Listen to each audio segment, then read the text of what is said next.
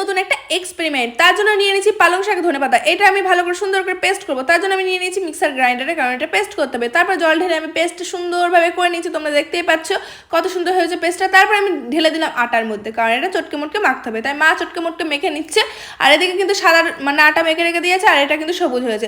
দুই রকমের আটা লাগবে, সাদা আর সবুজ। তো এদিকে কিন্তু আমার সবুজটা করাও কমপ্লিট হয়ে গেছে, আর এদিকে আমি রুটি বেলতে শুরু করে দিয়েছি। সাদা আর সবুজ দুই রকমের একসাথে বেলতে হবে, একই রকম একই মাপের করে নিতে হবে। তার দেখো আমি দুটো কিন্তু একসাথে নিয়ে আবার ডলে নিচ্ছি সুন্দর করে।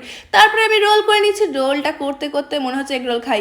তারপরে দেখো আমি ছুরি দিয়ে ঘ্যাচ ঘ্যাচ ঘ্যাচ ঘ্যাচ ঘ্যাচ করে কেটে নিলাম। এটা দেখো কত সুন্দর দেখতে লাগছে, কি সুন্দর জিলাপির পেঁয়াজ। আর জিলাপির পেঁয়াজ করতে গেছি, তারপরে করতে গেছি একরকম হয়ে গেছে আর একরকম। এটা কিন্তু খারাপ বলো না, হ্যাঁ তোমরা ভালো কিছুই বলো, উৎসাহিত করো আমাকে। তো যাই হোক আমি এক এক করে সব ভেজে নিচ্ছি। আর ভাবছিলাম লুচি করবো, কিন্তু করে নিচ্ছি পরোটা।